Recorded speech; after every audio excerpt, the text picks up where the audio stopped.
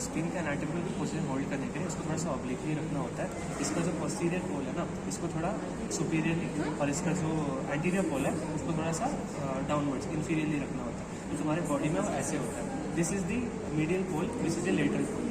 Okay, तो basically हम spleen देख रहे हैं। स्प्लीन का दो सर्फेसेस होता है, एक है हमारा कॉस्टल सर्फेस, एक है हमारा विसरल सर्फेस।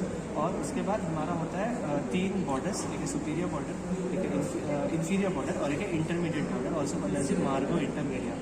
सुपीरियर बॉर्डर जो है ना वो नॉच्ड होता है, क्योंकि जब फीटल लाइफ में तुम्हारा स्प्लीन जो है वो छोटे छोटे लोब्स के फॉर्म में प्रोड्यूस होता है, लोब्यूल के फॉर्म में होता है, उसको बोलते हैं वो स्प्लीन एंड क्यूलेट।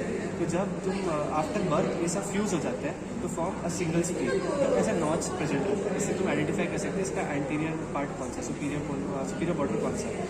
ओके ना, सबसे पहले बात करो तो कॉस्टल सर्फेस का। कॉस्टल सर्फेस में ऐसा कुछ खास फीचर्स है नहीं, एक्सेप्ट द फैक्ट कि हमें याद करना है लोकेशन। स्प्लीन जो है हमारा लेफ्ट हाइपोकॉन्ड्रियम में लाई करता है, between the 9 to 11 left ribs, lying along the long axis of the left 10th rib, making an angle of 45 degrees with the horizontal.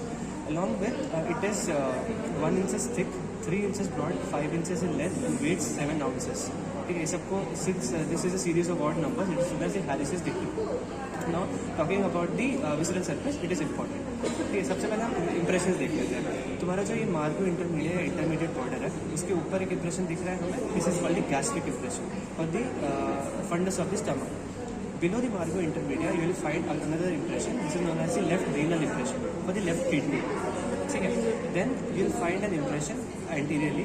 उस impression को बोलते हैं हम लोग left colic impression. This is for the left colic flexure, also known as the splenic flexure. Sometimes there is also another impression present known as the pancreatic impression. This is for the tail of the pancreas and may or may not be present. ठीक है, उसके बाद हम देखते हैं मार्गो intermediate और the intermediate border. यहाँ पे होता है हाइलम ऑफ द स्प्लीन, जहाँ से सारे कंटेंट्स एक्सेटर एंटर करते हैं। यहाँ पे होता है हमारा दो वेरी इंपॉर्टेंट लिगामेंट्स, एक है गैस्ट्रोस्प्लेनिक लिगामेंट, एक है lienorenal ligament. Gastrosplenic ligament is a continuation of the greater omentum of the stomach, fundus of the stomach से एक्सटेंड करता है। उसके साथ साथ दो इंपॉर्टेंट स्ट्रक्चर्स आते हैं, एक है short gastric artery along with the tail of pancreas अगर प्रेजेंट हो तो। ठीक है, जब स्प्लीनेक्टमी करते हैं ना हम लोग को मैलिग्नेंसी के टाइम में, वी शुड मेक श्योर कि हम जब रिमूव करें ना टेल ऑफ द पैंक्रियास को कुछ लाइक डैमेज ना हो, because tail of the pancreas consist the maximum number of islets of Langerhans, और अगर रिमूव हो गया तो उसमें डायबिटीज मेलाइटिस हो सकता है। ठीक है, पीछे होता है lienorenal ligament. Word lieno refers to the spleen. The lienorenal ligament connects the hilum of the spleen along to the kidney basically. Lienorenal ligament में हमारा क्या आता है, स्प्लीनिक आर्टरी। स्प्लीनिक आर्टरी हमारा टॉर्शस होता है, क्यों? Because spleen has the ability to move a little with respiration along with the fact कि स्प्लीन जो है जो स्प्लीनोमेगाली के टाइम में बहुत ज़्यादा इलाज हो जाता है, तो इसलिए उसका ब्लड सप्लाई इंटैक्ट रहना चाहिए। स्प्लीनिक आर्टरी जब एंटर करता है ना into the parenchyma of the spleen, it divides into like branches. एक ब्रांच इस एरिया को सप्लाई करेगा, दूसरा ब्रांच इस एरिया को सप्लाई करेगा। तो बेसिकली दोनों ब्रांचेस के बीच में कुछ एनास्टोमोसिस नहीं होता है, इससे बीच में तुम्हारे एयरवैस्कुलर प्लेन बन जाता है, जो सेगमेंटल रिसेक्शन ऑफ स्प्लीन के टाइम में बहुत एक काम आता है।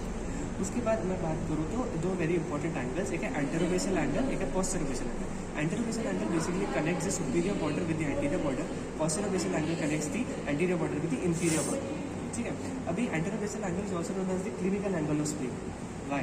Because spleen has the ability to enlarge 10 times its size. तो जब वो एनलार्ज होता है ना, वो लेफ्ट हाइपोकॉन्ड्रियम से अम्बिलिकस से लेके राइट इलियाक फोसा तक एनलार्ज हो जाता है। तो जब क्लिनिशियन जो है जब उसको पैल्पेट करके फील करता है, तो it is the first angle, first prominence जो उसको फील होता है वो ये होता है एंटेरोबेसल एंगल, इसे क्लिनिकल एंगल बोलते हैं उसको। उसके बाद हाँ, जब स्प्लीन एनलार्ज हुआ वो अम्बिलिकस से राइट इलियाक फोसा में ही क्यों आया, it can descend downwards also ना, नीचे क्यों नहीं मतलब एनलार्ज हो जाता है, because there is a ligament known as the phrenicocolic ligament, extend करता है डायफ्राम से लेके हमारा कोलॉन तक, जो उसका नीचे डाउनवर्ड एक्सटेंशन को रोक के रखता है। हमारा स्प्लीन जो है मिड एक्सिलरी लाइन तक एक्सटेंड करता है।